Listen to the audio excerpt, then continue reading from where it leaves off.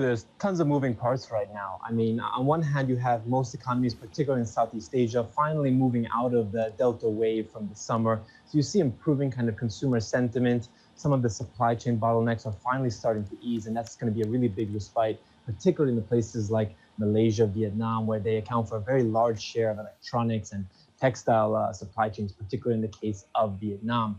But of course, lately it's mostly inflation that's on people's minds.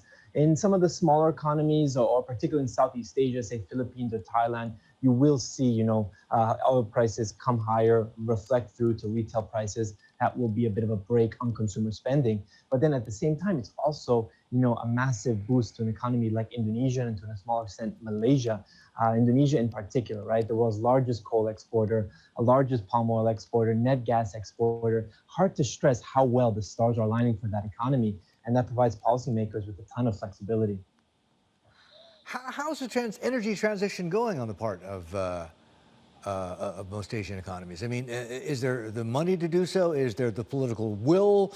I mean, these are largely, when I think of places, well, I mean, coal still is predominantly in use. How's the progression going?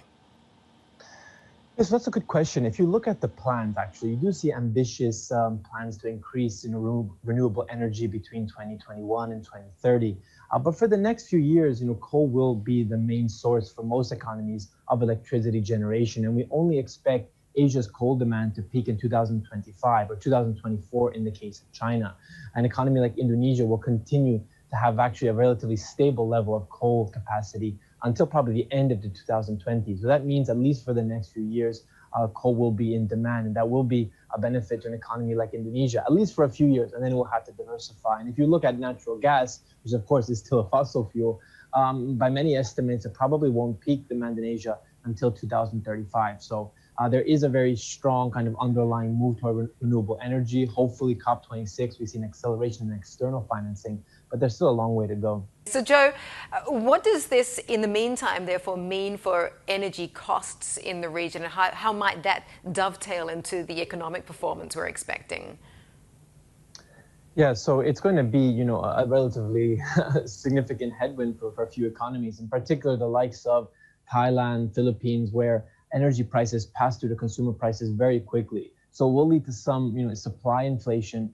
If you look, for example, at demand inflation, given that we're still suffering from the virus in many parts of Asia, it's very hard to see this kind of act together with core prices or demand inflation, which would then kind of derail the plans of central banks or force premature tightening. So we don't really see that type of disruption, which is perhaps more of a risk in Western economies, where you see very strong domestic demand, and then you see the energy inflation.